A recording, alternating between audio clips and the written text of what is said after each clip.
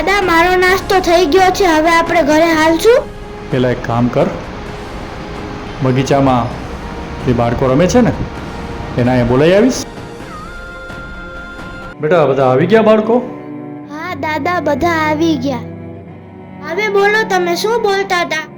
એ રીતે તમે અહીંયા કચરો ફેંક્યો છે અને આવતા જતા લોકો પણ અહીંયા જેમ તેમ કચરો ફેંકે છે, એ જોતાં એવું લાગે છે કે આવનારા દિવસોમાં કદાચ આ બગીચો જોવા નહીં મળે.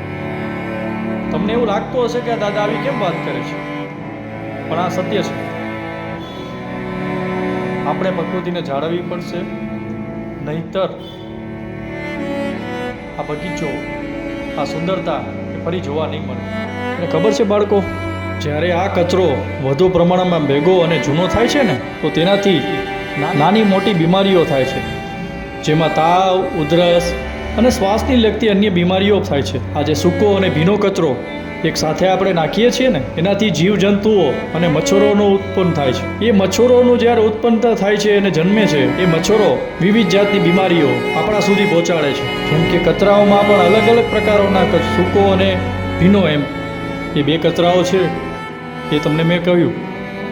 તો સૂકા કચરામાં પ્લાસ્ટિકની થેલી, જેને આપણે જબલા કહીએ છીએ, પછી કાગળની પસ્તીઓ, પડીકાના જબલા, વેફર્સના ને એના જે આવે છે વેફર્સ, બિસ્કિટના પડીકા હોય છે, પસ્તીઓ, પાણીની ખાલી પડેલી બોટલો, આ વગેરે જે છે એ બધા સૂકા કચરામાં આવે છે. જ્યારે ભીના કચરામાં શાકભાજીનો કચરો, જે વધેલી શાકભાજીઓને જે આપણે છોડને વધે છે એ ફેંકીએ છીએ, એ પણ આપણે ભીના કચરામાં જ નાખવો જોઈએ.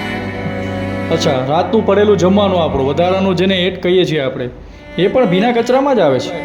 ત્રીજો પ્રકાર પણ આવે છે કચરામાં, જેને ઘન પ્રકારના કચરા કહી શકીએ. બાળકો, આપણા ઘરે જે ટીવી, ફ્રીજ, ટ્યુબલાઇટ, બલ્બ કે ભાઈ નાનો ઇલેક્ટ્રોનિકના સામાનો જ્યારે બંધ થઈ જાય છે ને ત્યારે આપણા મમ્મી પપ્પા શું કહે છે, ફેંકી દો.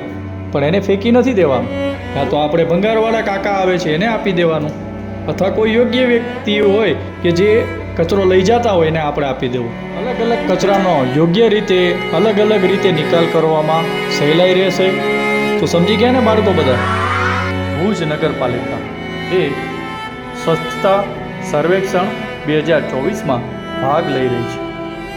સૌ નગરજનોને પણ હું અપીલ કરું છું, તેઓ ભીનો કચરો અને સૂકો કચરો યોગ્ય જગ્યાએ નાખે, જેથી કરીને આપણું ભુજ ખૂબ જ સુંદર રહે અને આ સ્વચ્છતા સર્વેક્ષણ 2024માં ભુજ કંઈક અલગ તરી આવે.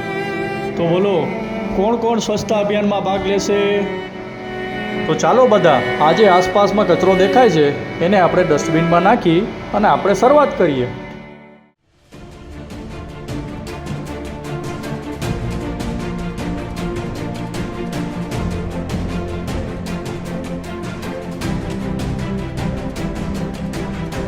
તો કચરો ડસ્ટબિનમાં ફેંકી દીધો ને?